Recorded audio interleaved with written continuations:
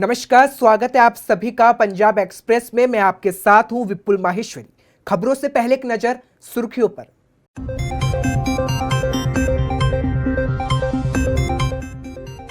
Master degree हासिल कर चुके युवाओं को नहीं मिल पा रही नौकरी। पेट पालने के लिए खेतों में काम करने को मजबूर युवा, सरकार से लगा रहे गुहार।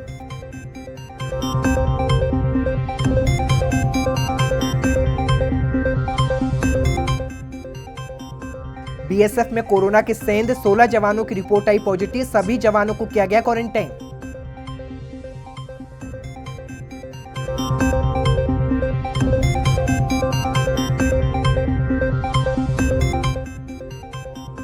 मोगा के परिवार की मलेशिया में जिंदगी बनी नर्क। सरकार से वापस देश लाने की लगाई गुहार। राज्य सरकार से भी की अपील। खबर पंजाब के मोगा से है, जहां रोजी रोटी के लिए मलेशिया गया एक परिवार अब सरकार से वापस देश वापसी की गुहार लगा रहा है। जहां एक परिवार अपनी रोजी रोटी के लिए मलेशिया गया था, लेकिन वहां पर जिंदगी नर्क बन गई है। वहीं उनकी एक बेटी है जिसकी उम्र 5 साल की है।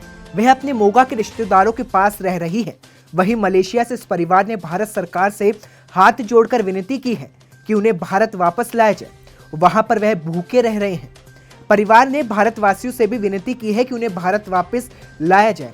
इस मामले पर प्रतिक्रिया देते हुए जगराओं से विधायक सरबजीत कौर मानुके ने कहा कि कैप्टन अमरिंदर सिंह अगर अपने वादे पर खरे उतरते तो वह घर घर रोजगार देते और आज स्थिति ऐसे न होती, जहां पति पत्नी जैसे कई लोगों को बाहर जाने की जरूरत न पड़ती।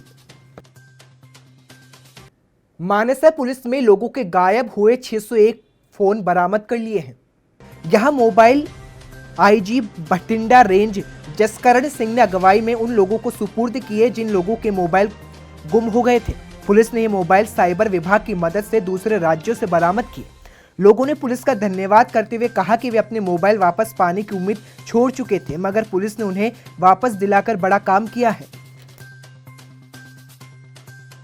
खबर पंजाब के अमृतसर से है, जहां बीएसएफ की 32 बटालियन के 16 जवान कोरोना पॉजिटिव पाए गए।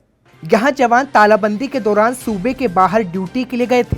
यहां वापस आने के बाद इनकी रिपोर्ट पॉजिटिव पाई गई। इन जवानों का एकांतवास किया गया है। इस संबंध में एसडीएम अजनाला डॉक्टर दीपक भाटिया ने बताया कि 66 जवानों ने कोरोना टेस्ट किए थे, जिनमें से पहले 2 पॉजिटिव आए थे और अब 16 जवानों की रिपोर्ट पॉजिटिव पाई गई है। खबर मुक्तसर से है, जहां यूथ अकाली दल का कौमी प्रधान चुना गया। शिरोमणि अकाली दल पार्टी की तरफ से परमबंस बंटी रोमाणा को यूथ अकाली दल का कौमी प्रधान चुने जाने पर हल्का लंबी में गांव बादल में पार्टी प्रधान सुखबीर सिंह बादल और सरप्रस्त प्रकाश सिंह बादल का आशीर्वाद लेने के लिए हल्का लंबी के यूथ वर्करों की तरफ से जिला यूथ प्रधान आकाशदीप सिंह मीडू खेड़ा की अगुवाई में स्वागत किया गया और फूलों की वर्षा भी की गई। गृह नगरी अमृतसर में 17 नए कोरोना पॉजिटिव मरीज सामने आने के बाद हड़कंप मच गया। यहां कोरोना रोगियों की संख्या बढ़कर 630 पहुंच गई।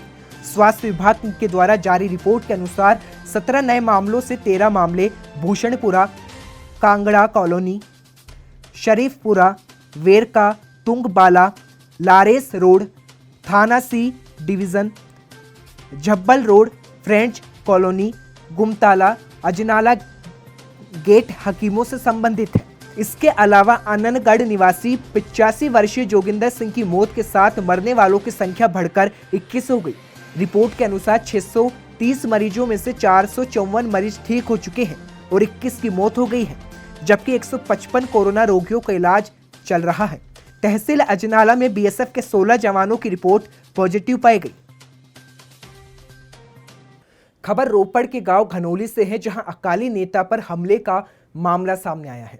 जहां अकाली दल के नेता व पूर्व शिरोमणि कमेटी के सदस्य गुरिंदर सिंह गोगी पर हमला हुआ है। गांव के एक युवक पर हमला करने के आरोप लगाए जा रहे हैं।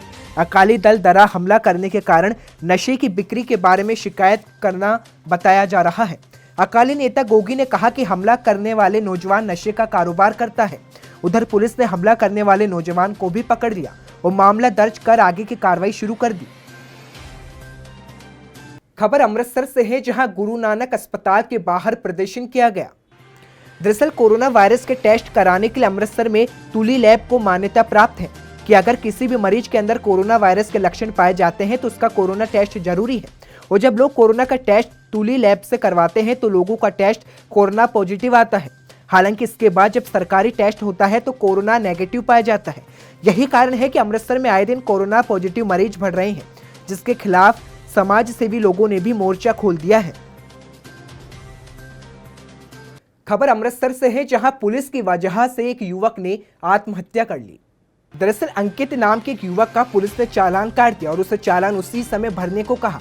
उसने चालान तो भरा, लेकिन पुलिस वालों ने उसके पिता को कहा कि आपके बेटे के पास कंडोम मिले हैं, जिसके चलते उसके पिता सुरेंद्र कुमार ने उसे डांटना शुरू किया। वह कहता रहा कि पिताजी पुलिस वाले झूठ बोल रहे हैं, लेकिन पुलिस और पिता की बुरा भला कहने का उसने गहरा सदमा लगा और उसने अपनी बेइज्जती समझी, जिसके चलते घर आकर उसने आधी रात को अपनी जीवन लीला समाप्त कर ली, जिसके बाद परिवार वाले उसके इंसाफ की गुहार लगा रहे हैं। अब देखना यह होगा कि उसे इंसाफ मिलेगा या नहीं। लेकिन प्रवासी सभा के प्रधान महेश वर्मा ने भी परिवार को इंसाफ दिलाने की मांग करते हुए कहा कि ये जो हुआ बहुत दुर्भाग्यपूर्ण घटना है। ऐसे में पुलिस वालों के खिलाफ सख्त से सख्त सजा मिलनी चाहिए। पंजाब का फतेहगढ़ साहिब लॉकडाउन के बीच कोरोना वायरस से अछूता रहा, लेकिन अनलॉक पार्ट 1 लगने के बाद से फतेहगढ़ साहिब में कोरोना बेलगाम हो गया है, जिसके चलते शहर में प्रत्येक दूसरे तीसरे दिन कोरोना पॉजिटिव मरीज मिल रहे हैं। इसी कड़ी में फिर जिला फतेहगढ़ साहिब की लोहा नगरी मंडी गोविंदगढ़ के इलाका आदर्श नगर में एक 20 वर्षीय लड़की के कोरोना पॉजिटिव मिलने से प्रशासन में हरकत में आ गए और गली को सील कर सैनिटाइज किया गया। वहीं लड़के के परिवार के सैंपल भी लिए गए और उन्हें घर में ही क्वारंटाइन किया गया है और आसपास की कुछ दुकानों को प्रशासन के द्वारा बंद करवा दिया गया, जबकि कुछ ने स्वयं कोरोना के डर से अपनी दुकानों को बंद कर दिया। दूरी में रेलवे स्टेशन का दोहरीकरण और बिजलीकरण का कार्य काफी तेजी से शुरू हो गया है।